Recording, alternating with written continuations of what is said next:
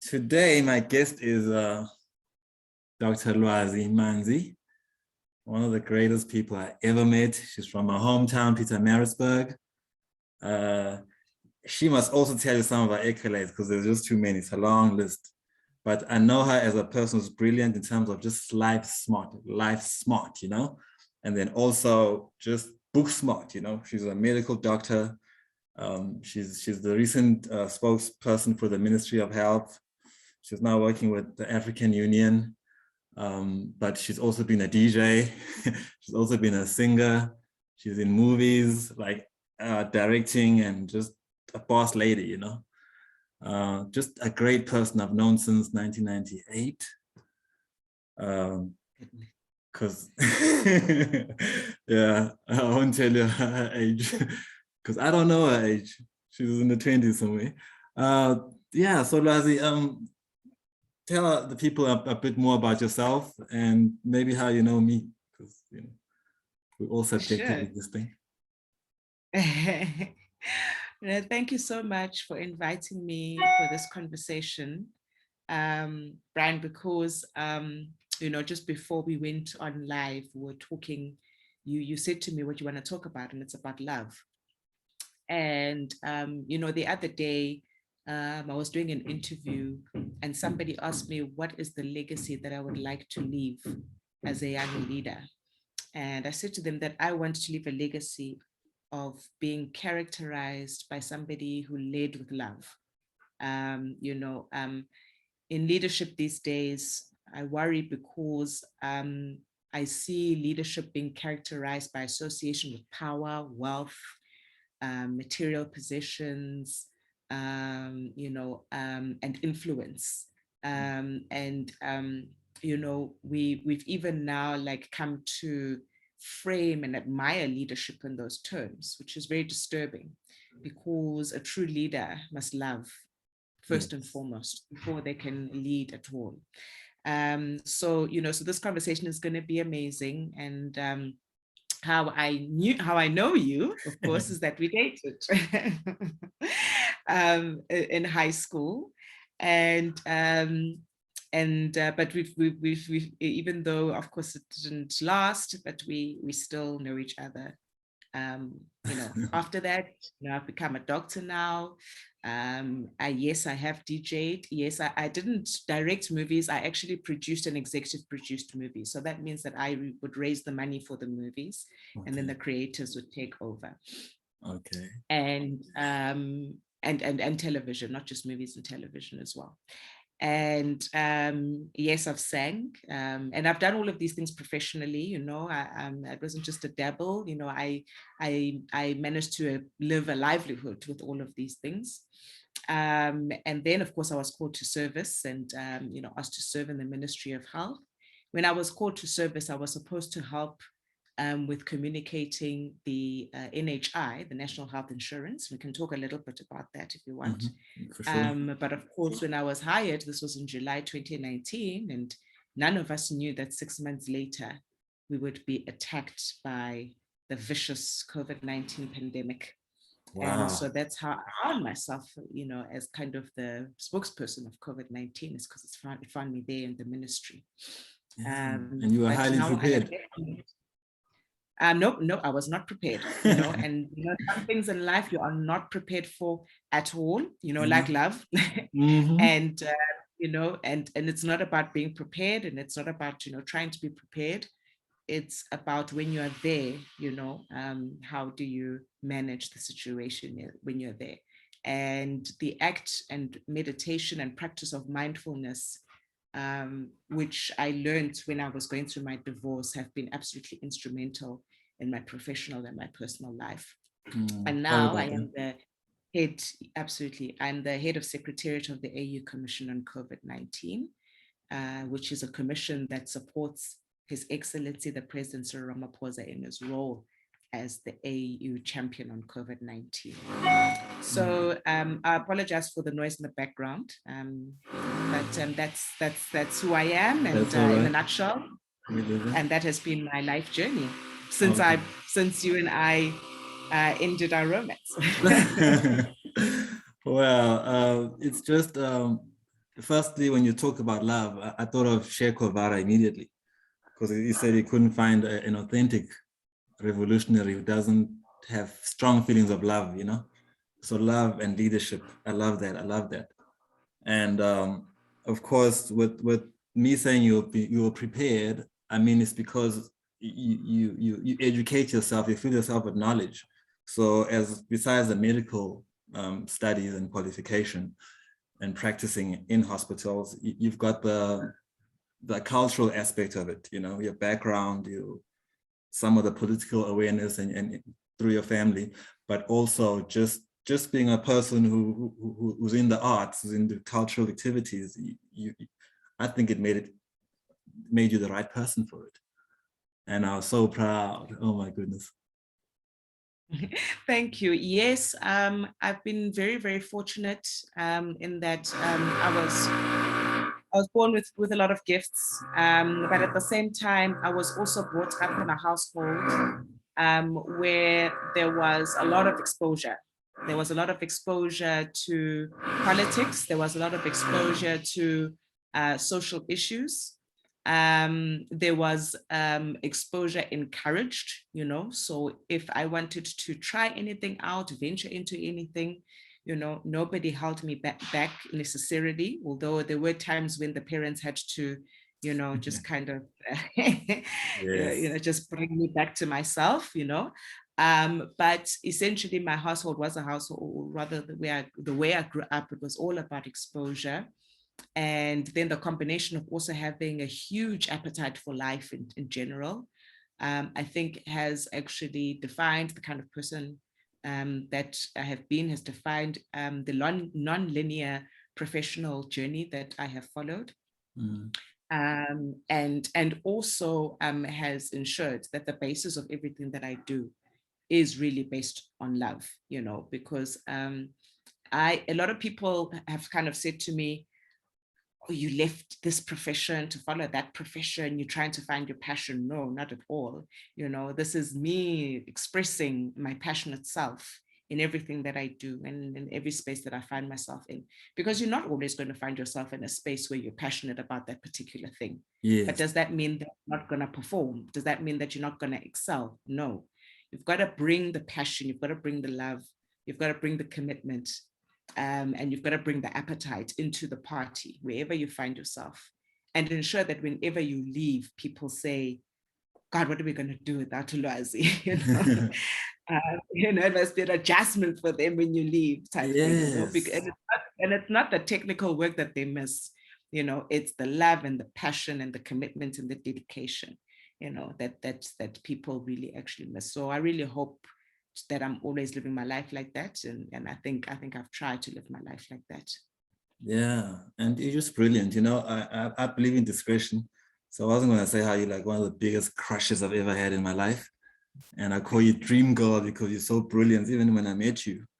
And of course, you had so much to do. You know, I have a chapter about this dream girl in my book, that she seemed like she was going so far ahead in life that it inspired me to want to go far in life as well, because then we can converge somewhere, you know.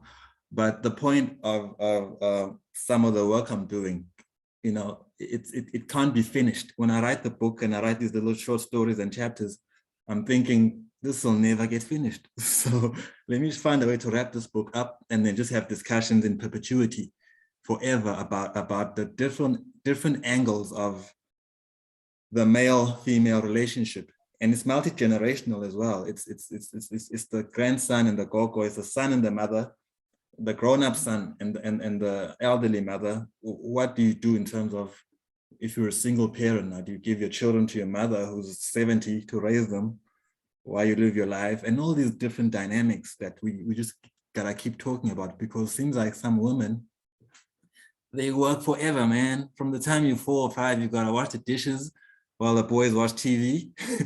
And, you know, then you get married, same thing. And now you're old and you're raising children again. So it was a multifaceted thing. And of course, one of the most important for me is the failed romances, the relationship drama, because that's where the gender-based violence comes in. So it's always important for me to acknowledge the fact that I'm cool with that person that I had a thing for, or we had a thing. I'm cool with that person who rejected me. I'm cool with that person I dated. I'm cool with the person I just broke up with last year or something. It's important. Or I'm not cool with that person, but they're actually okay wherever they are.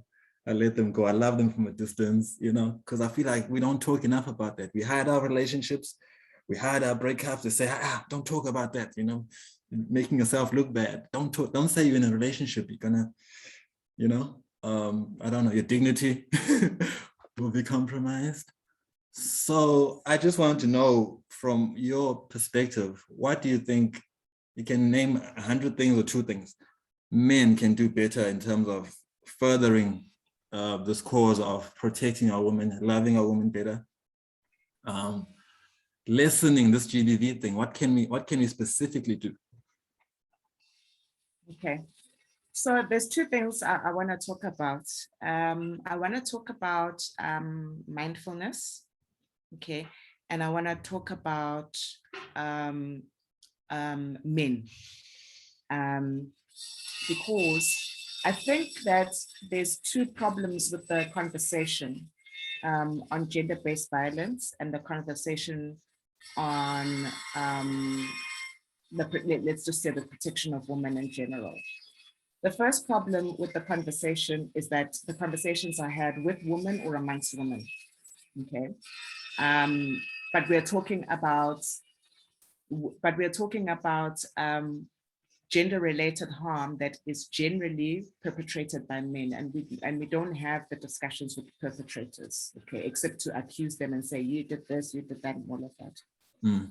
And the second problem is that when we have the conversations, they're not honest, and they're not honest because we're not mindful. So let's start by talking about men. When I was a doctor in the emergency rooms, I came to a realization.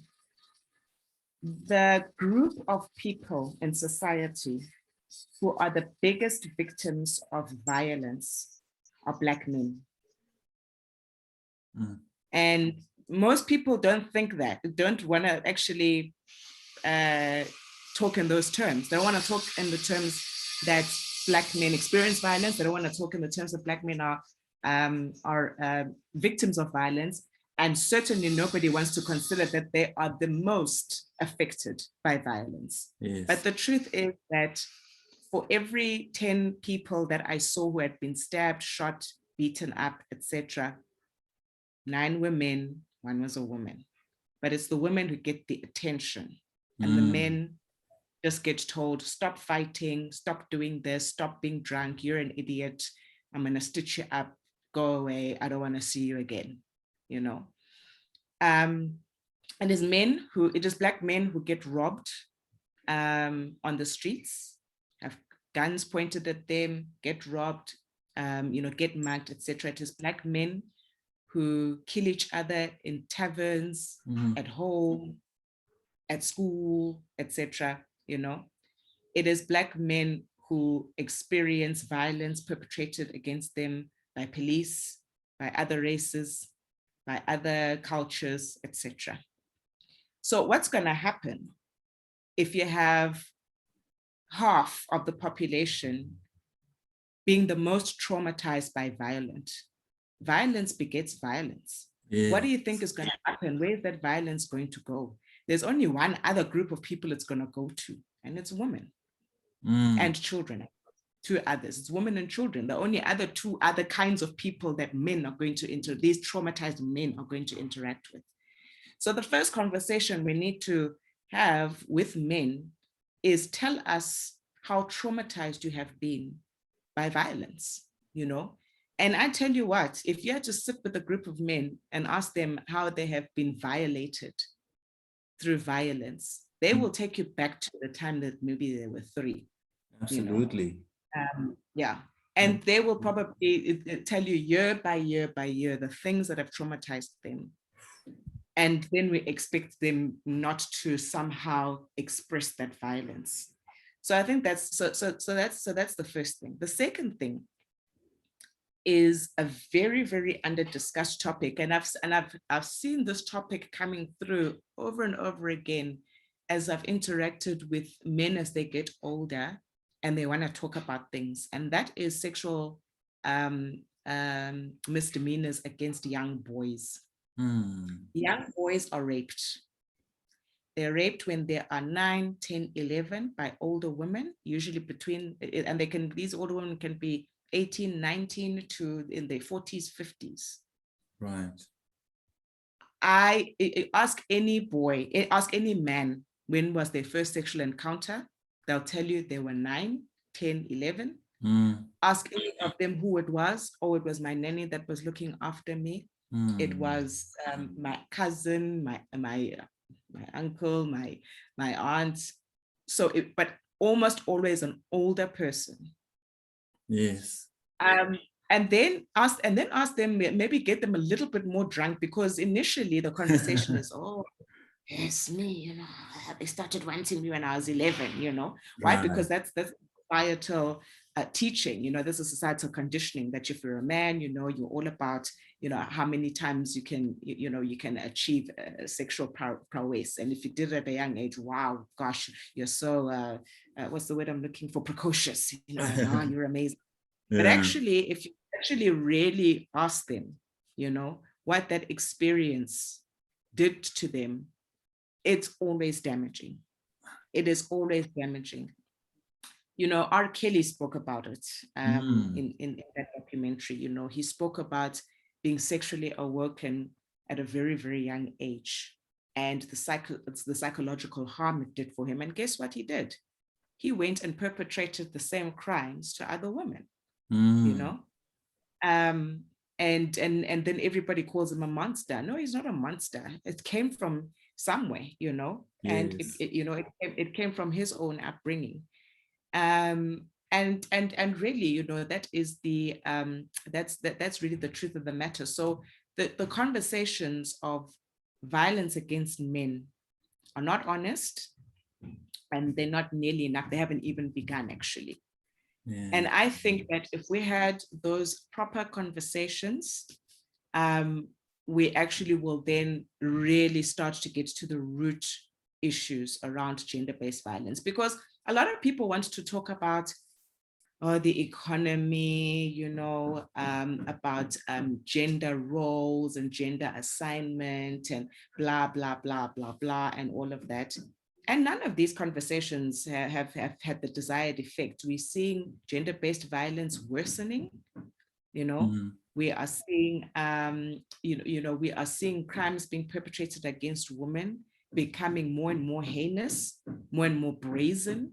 You know, and then you wonder, but there's all these programs where we're doing this and we're doing that, and there's the economy that's being addressed and all of that. Why is it not changing? It's never going to change because we haven't actually addressed the issue of the cycle of violence. And the cycle of violence is the fact that men are the ones who actually experience adverse psychological events because of violence. That is fascinating, because recently I've had this thing in my head that in terms of violence against women, right? To eliminate the violence against women as men, one of the things we've got to do is eliminate violence against men as men. Because the big challenge is, as a man, I'm from the township, and I've been through some of the trauma you're talking about, where as a man, when we argue, at some point we got to take it outside. You've crossed the line now, you've said too much, you know? Yes. And we've got to come to blows or whatever. And now women say that same stuff, right? Like what you say about my mother, to a man, we're fighting to the death usually, or to the emergency room. And here's a woman saying the stuff to you now. Now what you gonna do? She just said the stuff no one must ever say. So everybody was expected to behave differently just because it's a woman. No, it's not gonna happen. It's a big adjustment where it's gotta be like, if we eliminate violence altogether, it's then we can talk eliminate violence against women, because there's an option of violence against a man, and then there's now with women there's no option of violence, and she may know that and push those buttons. Now you don't know what to do. So I talk a lot about the tools. You know, like I had a temper, so I would say, okay, give it a day. Whatever you say to me that really upsets me, I'll react tomorrow. And then as I grew, I started to react later and later. And now sometimes maybe months before I actually say, you know, that wasn't cool.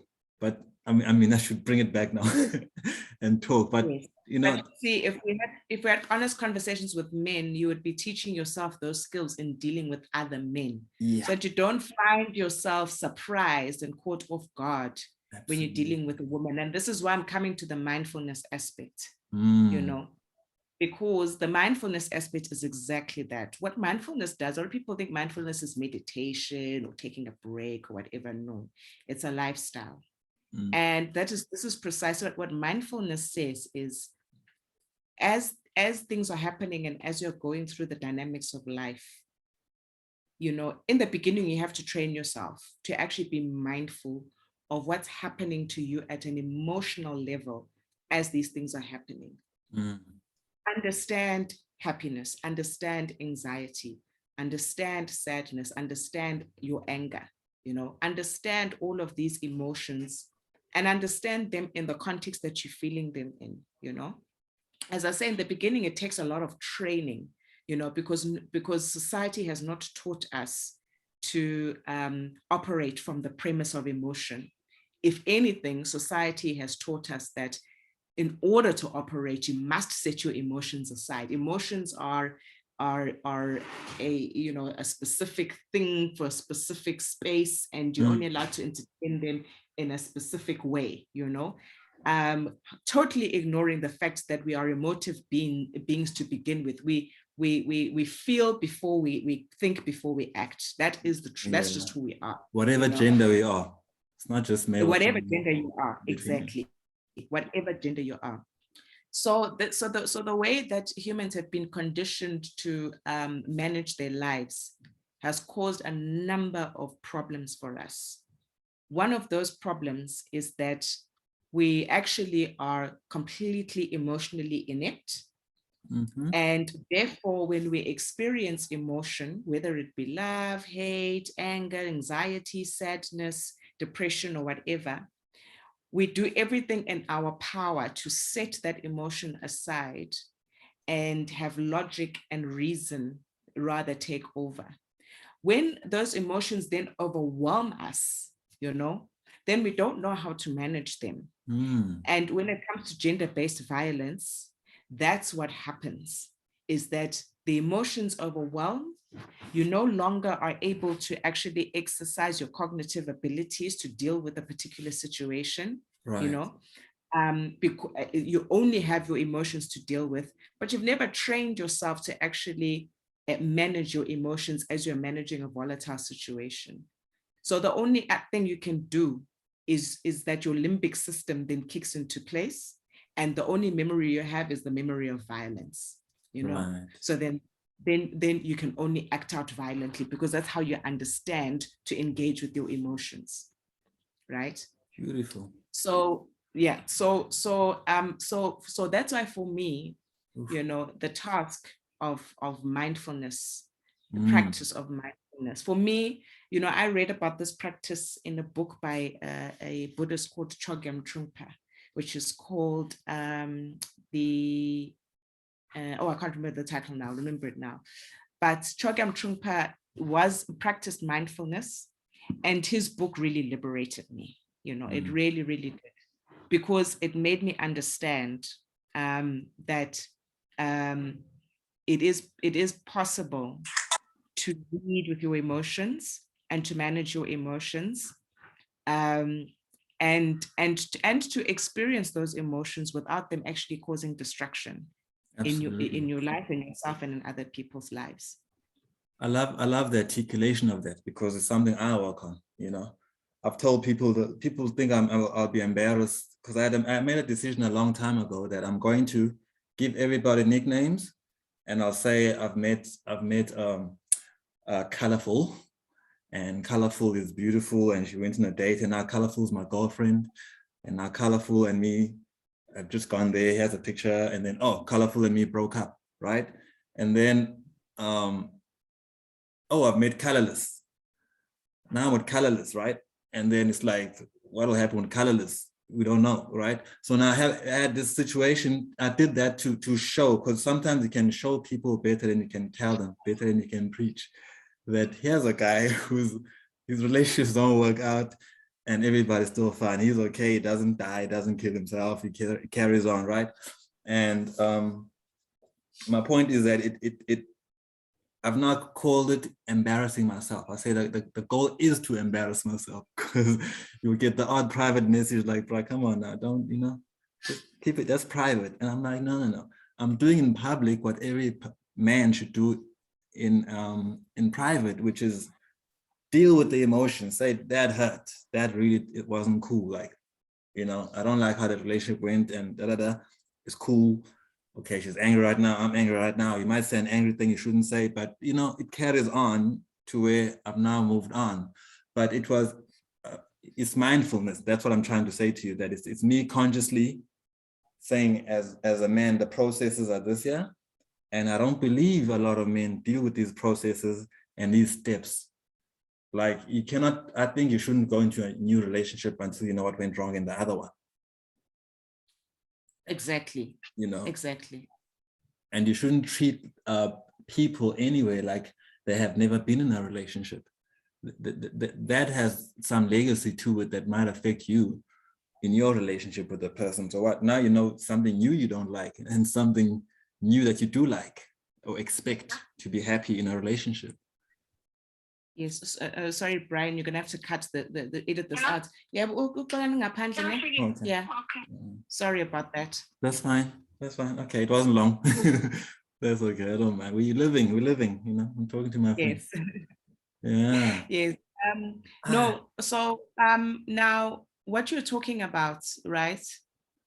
There's something that I learned. I mean, I've had a lot, not many, but I have had many relationships, at different levels of intensity and involvement. And one thing that I learned, which I only really learned in the last, I am in a relationship now, but in the last one that, that didn't work, I realized that the problem with relationships is that we all come into a relationship looking for something. We're looking for love, we're looking for security, we're looking for happiness. You're looking for something, Right. And nobody really comes in saying, okay, I'm coming in purely to bring. I am bringing into this relationship. I'm bringing the love. I'm bringing the happiness. I'm bringing the commitment. I'm here to 100% give. Why can I give? Because I have replenished my energies, and I have confronted the issues, of my past relationships, and not just romantic relationships, all the relationships that have influenced the sum of who you are, before you come into another relationship, So what often happens is that all of the inadequacies and voids that were left by all the other relationships, be it parental, romantic, friendship, and all of that emptiness then gets brought into this new relationship, and that other person must fill in all of those voids of all those other people left. Mission impossible. And vice versa as well, So how is that going to work? True. It's no wonder that most relationships, it's no wonder that we've got divorce rates of 60%, and the other maybe 39% are just hanging in there because of whatever other reasons, and maybe only 1% are happy, truly happy, And of course, we all still struggling, at our age, we're still struggling, with relationships, and we still, kind of just, bumbling along. So for me, the whole notion of I'm coming into this relationship to bring, to contribute, I think is a new ethos of relationships that I certainly have not seen or experienced myself. I love it. And I think that if we approached things that way, there's a lot of back end corrections that we're going to make, and and I think that we will start to see a world that's very, very different in terms of the way that we relate with each other. Love that. My issue with the short relationships, or the difficulty with relationships, is to do with expectations. But my solution was, I don't know if it's simpler or deeper, but hear me out. I just enjoy the experience and don't expect anything extraordinary from the person, but it's more like, when this goes, or if this goes, well, it will go. It will just change and evolve into something else, but you just try and enjoy it, while you can, and just hope, you know, afterwards there's not too much damage. I guess, like, I'm a bit pessimistic in a sense, because I just felt like I give so much, you know. I don't think there's a woman who could say I did them wrong, maybe in my early 20s, but not a girlfriend, certainly. But I haven't been treated very fairly in relationships, I feel, you know. There's these other demands, there's this impatience, you gotta be a billionaire in 2 years, or, you know, I don't love you then, or I'm not gonna love you, I'm not gonna support you to make that 2 billion. If you make $1 million, I'm just gonna spend it. You know, it's like, goodness gracious. So I hear you. That's what I'm talking about, is that thing of coming in and, you know, you're going to provide me with security, you're going to provide me with a home, you're going to make me happy, you know, you're going to do all of these wonderful things because you're such a wonderful person, you know. You know, and then when it comes to mindfulness, when you do make me sad, you know, you're not paying attention to the sadness, you're paying attention to the lack of happiness, you know, because you might find that that person made you sad, but if you pay attention to the sadness, it's not them, it's not their fault that you're sad. Yeah. They triggered something else in you, you know, that is recalling something else that happened somewhere else that's making you sad, you know, but you're not paying attention to the sadness, and you're not paying attention to the reasons for the sadness. You're paying attention to the fact that you are supposed to make me happy. Yeah. Now I'm not happy. What are you going to do about it? You know? So, I mean, you know, so that's the cycle of relationships, you know, and that's the difficulty with relationships, which is why this thing that I'm telling you is a very simple thing, you know. It's actually very, very simple, you know, but it's not simple because we've been conditioned, you know.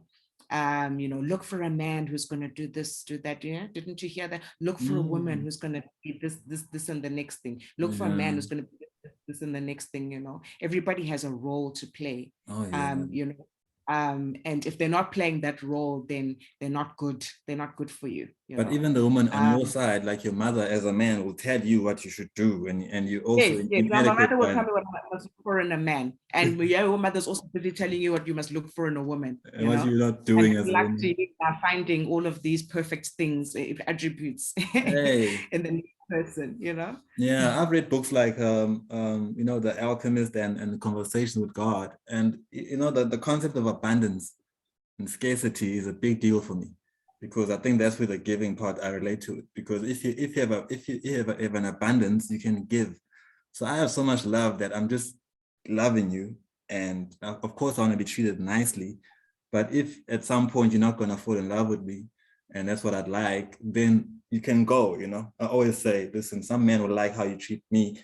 I don't like how you treat me. Some men out there will like it, but it's not a hostility thing. I'm not getting what I'd like, but I'm here to, I give, I have a lot to give. So it's always a matter of, it's that thing where you say, just to give, that's a difficult concept for me, you know, in a sense, because, you know, yes. I need some kindness. That's not how you're not conditioned to just give and get nothing in return, right? We are told that if especially us girls, you know, we are taught that if you give and you're not getting anything in return, you've miscalculated, or you've you know, you've chosen the wrong person, or you've done something wrong. But basically, it's an indictment, you know, if you give and you get something in return, you know. Yeah. Which is why I'm saying it took me a long time to understand that I lose nothing by giving. Absolutely. I lose absolutely nothing by giving. And giving doesn't mean that you are oblivious and blind. No. And loving and all of that doesn't mean you're oblivious and blind, you know. Yeah. It just means that you have made a different kind of commitment for the relationship, you know. And if you have done all of those things, and if you have fulfilled all of those commitments, you know, and the relationship still falls short, you must be able to walk away and say, well, you know, I gave it my best shot. it didn't work because of XYZ ABC, but I did not cause myself psychological damage in the process, and I did not cause the other person psychological damage in the process. Absolutely. That person cannot walk away and say that one damaged me because of what they did or what they didn't do, etc. They must be able to walk away and say, but you know what? It may not be either of yours fault, but they must say, there are some people you look back that you've dated and you say, but that was a wonderful person. And I learned so much from that person, and I mean, some of them you're still even friends with them, etc. Because when they were in the relationship, they contributed, they contributed and they contributed to your growth and development, etc. And even when there were bad times, those bad times were a shared experience, and you both walked out of those bad times having grown and learned from those bad times. That's all. That is what we should be asking of each other as human beings, is that our shared experiences are experiences of growth and healing and prosperity, but we're not conditioned that way. We're conditioned to, it's give and take, give and take, give and take. So then if you're conditioned like that, then the only way you will make that equation work is if you try and take as much as possible to make up for the times where you have to give, because that's what you think. You think that if you give, you lose, so then you must replace or replenish. Whereas it doesn't work that way. Abundance doesn't work that way. Energy doesn't work that way. Energy is not created or destroyed. It's transferred from one entity to another. Absolutely. First principles, people. First principles. Yes. And and also with one of the things that helps me get over relationships in a different way to other people is I don't even attempt to stop loving my ex. I love her. I still love her. We just can't be together. It's a different kind of love, or it's a love from a distance, Well, love is not supposed to be possession anyway, and if you think about it, a lot of the time when you see gender-based violence, it's when the relationship ends, because there is that confusion about love and possession, Yes. That distinction needs to be very, very clearly made in one's head, but again, it comes with honest conversations about being a man and mindfulness, because if you're mindful, you are not bound by your emotions. If you're feeling sad, you understand the dynamics of that sadness, but you are not bound and imprisoned by that sadness. If you lose something, you understand the loss and you understand why you needed to lose that thing or why it has happened, but you are not imprisoned and bound by that loss, to a point where you feel like, now that I've lost this, I've lost everything, So when you go through a breakup, and you are mindful within that process, you're not trying to replace those feelings of sadness and anxiety and loss with happiness. You are confronting those feelings, and you are confronting that disappointment, and you are building on that confrontation, and you're being honest about what has happened that has led to this situation. And then, then the body just naturally moves on. Once you've confronted something, you can move on, and you don't even have to worry about it. It just happens, It's like a cloud-like effect. But if you bury things, or if you want to try and replace them with something else, or all they do is that they fester like a wound, and then that's when you're surprised 20 years later, to have an outburst about a breakup that happened 20 years before, because you never confronted it, you never dealt with it, you never really understood the circumstances that were surrounding that particular adverse outcome. Absolutely. Yeah. So, for me, I think it's really about understanding that life is a series of events, and within that series of events, there will be the full gamut of emotions that you're going to experience. The thing is not to try and, when people talk about abundance, they only want to think about the abundance of all the good things. There's also an abundance of terrible things in life. There's abundance of everything, So what are you going to do when you're confronted with the bad things, right? And the thing is to confront them, face them, Absolutely. look at them in the eye. What are you? What are you doing? What are you doing to my life? What are you doing to the lives of my loved ones? Work through it. Take the bull by the horns and get past. And a friend of mine once said that whatever you go through in life, you must come out of it the person you wanted to be, the person you planned to be, you know? So that's always key for me. Like whatever I'm going through, when I'm done with this mess, I must be the man I wanted to be, a man I'm proud of, you know? How I'm dealing with must make me proud of myself. And I mustn't stray from who I wanted to be. So you cannot let things make you an evil person now, make you like pessimistic in terms of, okay, I'm not going to just use women. I'm not going to just use men because I was used. Get through it. That person has some pain in their life or some issues or some miseducation. You are not that. You know better. So, you know. Exactly. Yeah. Thank you. But instead of seeing that, we rather see people, you know, exactly what you're saying, you know, wanting to get back their own, you know. Yes. Doesn't help. You know, if they don't want to be the person they want to be. They want to be an image of, you know, what other people expected them to be, you know, or what they think that they should be. Okay. You know, and that's all. That's conditioning and, you know, trying to sidestep really the truth of one's experiences. All right, before I forget, just tell me some challenges you've had just being a woman, a powerful woman in this powerful game you're playing. Being a woman amongst powerful men, being a woman, just, you know, when you first became a doctor or whatever, just anything you can think of. Yeah. That's been challenging. What has been, and how have you overcome that?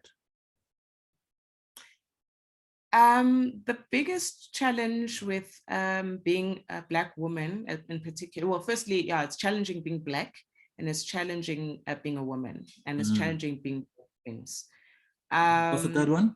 And no, both things. Oh, yeah, both because things. Yeah, there are things that you experience just because you're Black. There are things that you experience just because you're a woman, and there are things that you experience because you are both of those things. Okay? Yes. Wow. Yes.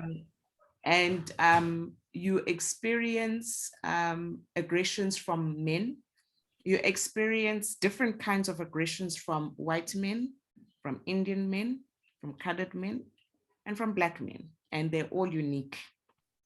And you also experience aggressions from women, and you experience aggressions from different kinds of aggressions from white women, from Black women, from colored women, and from Indian women. I love that. Sometimes I think I'm the only one who notices that. Yes. Yes, you know, and these are all, and I'm categorizing them because they're all different, you know. And they're all different, and then they can also be all combined, and they can be different combinations of all of them. So I guess the challenge. That's why I love you. Get it. You get it. And so the challenge about being a Black female is that it is exhausting. From the time you wake up to the time you sleep, you have to deal with these micro and macro and overt aggressions every single day, 24 hours a day, all the time. And then you're also expected to be alert to these things, you know, because if you're not alert to these things, you know, and this is something that I really now experienced when I was in the Ministry of Health, you know. I was told many, many times that I will not survive because I'm too innocent, I'm too loving, I'm too gentle, I'm too naive, you know, and I don't have, you know, I don't have those discretionary powers of being able to recognize somebody who's conniving or who's trying to pull me down, or, you know, who's trying to do all of those things. Now, these were assumptions, of course. Yes, and then you are perceived as somebody who actually cannot thrive in a cutthroat environment, you know, because you express your vulnerabilities, you know, and I have to say that these things, this kind of attack on one's person, you know, in this kind of space has happened since I started living a life of mindfulness, you know, and so what happens to women is that you get told every day all the reasons why you should not be a woman and you should not be a Black woman. And so you actually, and the reason I'm saying it's exhausting is that you actually are fighting every single day to claim your true authentic self in every single facet of your life, you know, and that's really the biggest challenge. You know, and so I can sit here and give you examples, you know, for the rest of my life of how these things manifested, but that's really what it boils down to. So right now, I'm fighting a personal battle of leadership with love, really, you know. I want to be a different kind of leader. I want to be a different kind of politician.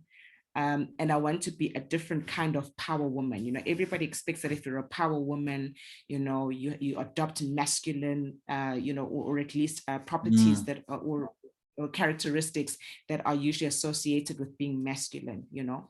And I would like to challenge that notion and say that there is no binary version of me. There isn't a version of me that you'll find in the office versus a version of me that you'll find, you know, in a party and all of that. You'll find the same version of me, Beautiful. you know, and a loving and compassionate version of me wherever you may find me. And that's power. You know, and no, I believe that it's true power. I really believe it. I believe it's true power. I believe, you know, when people speak of power, you know, there's other connotations about power, you know, but I've seen so-called powerful people becoming powerless overnight because really, you know, they weren't really being, you know, their true authentic selves. Absolutely. And when they get torn apart, there's nothing left. You know, nobody can tear me apart. They've tried. Yeah. They've tried. Yeah. And the same people who tried to tear me apart are the ones that who are going down right now, you know. And I have so then, you know, so it's actually, so I found it very affirming, you know, to take that approach as a woman. And I find it very affirming to actually fight for that claim as a woman. So I would really encourage other women, you know, no matter what kind of woman you are, there is no, as I say, there's no binary definition of what a woman is, what a man is, or anything like that. But I think that women get told all the time why they shouldn't be. And then if you're a masculine woman, you also get told, you know, masculine, you also get told all the time why you shouldn't be a bitch or a this or a that or whatever, you know. Right. We're always getting told how we know why we shouldn't be behaving the way we're behaving. So really for me, it's about fighting, you know, to actually just be one's authentic self as they are, wherever they are, maintain that level of integrity. Because then nobody can take that away from you. Absolutely. No one can take that away. You know, I was saying when sometimes the grown-ups treat you like a child, it's like, listen, I have an ID, you know, I actually have a small influence on who the president is. I'm grown. You know, there's that. Like people want to treat you like a child just because you're a little younger than them. And us, you know, we don't crack, so we look like we're 25 sometimes. But I really appreciate what you're saying, because it really is like the aggressions against women. I mean, just the sexual advances.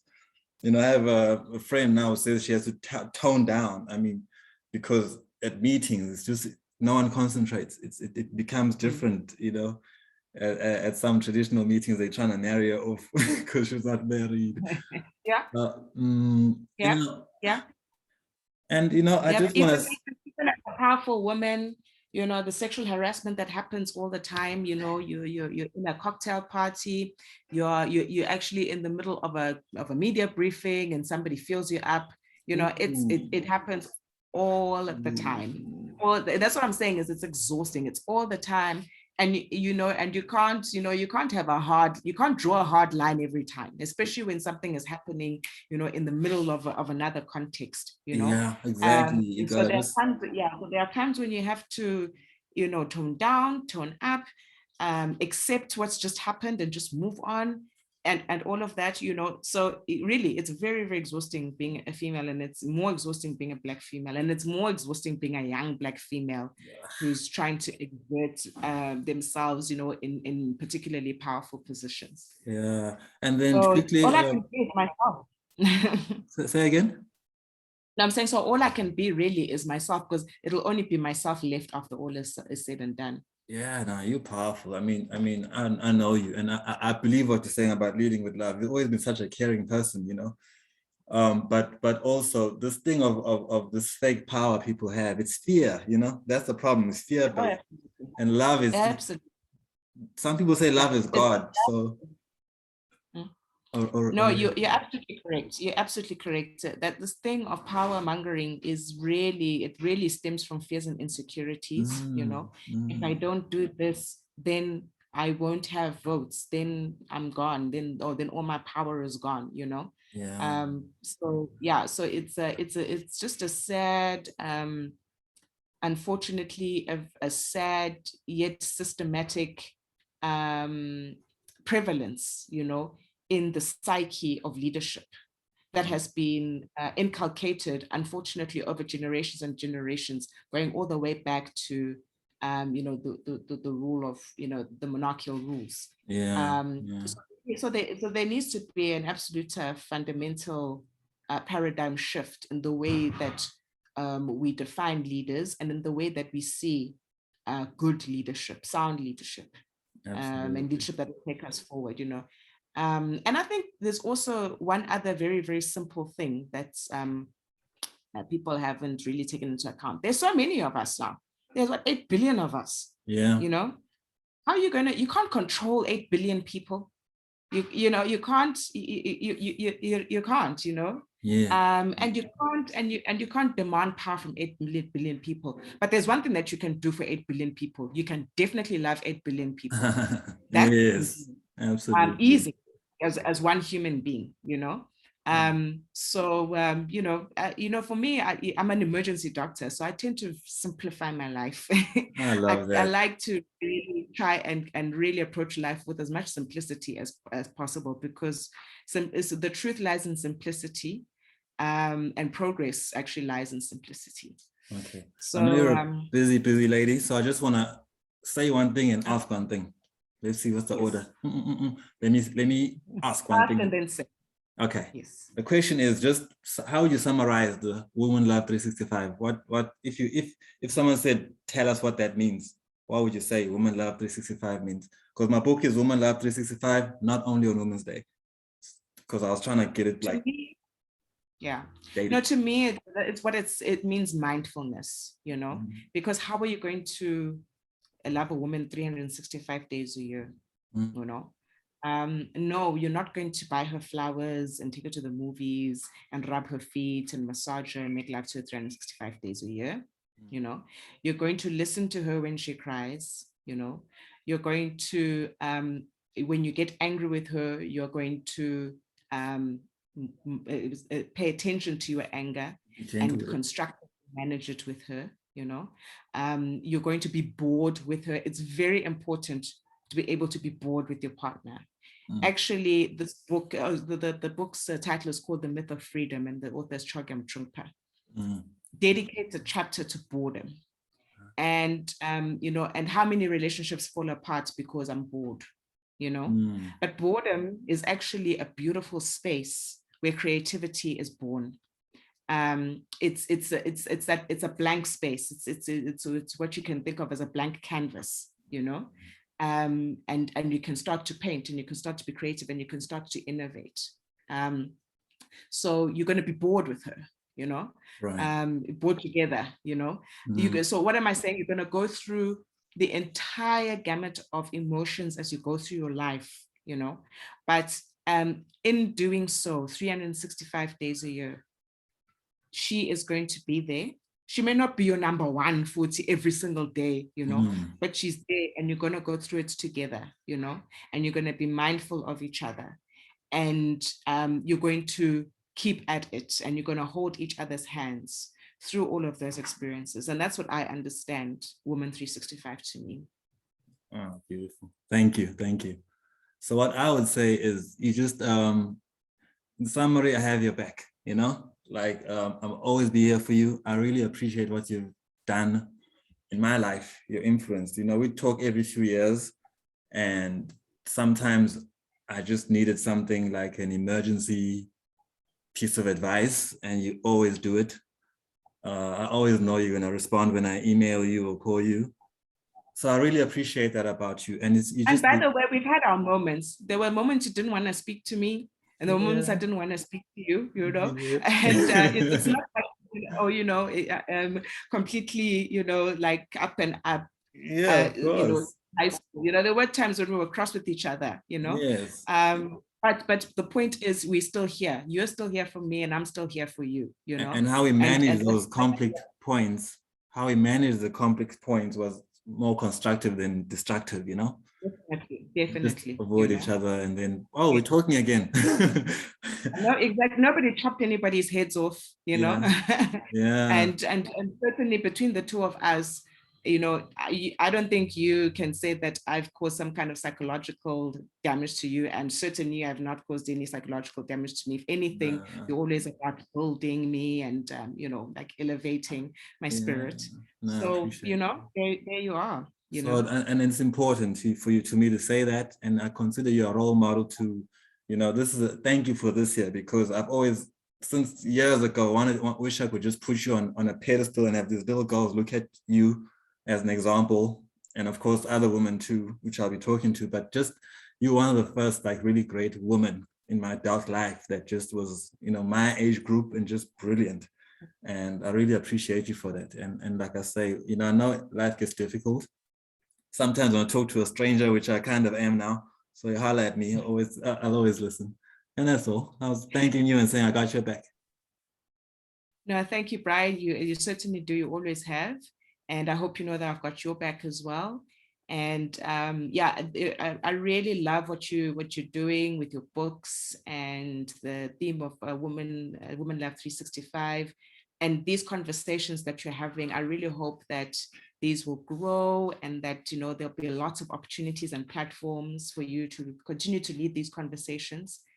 Because for me, I feel like really, if we're going to make changes in society, we must go fundamental, first principles, and just figure out, where it went wrong at that level. Otherwise, we're always going to be band-aiding these festering wounds. So thank you so much for this, and I enjoyed this conversation, and, may there be many more.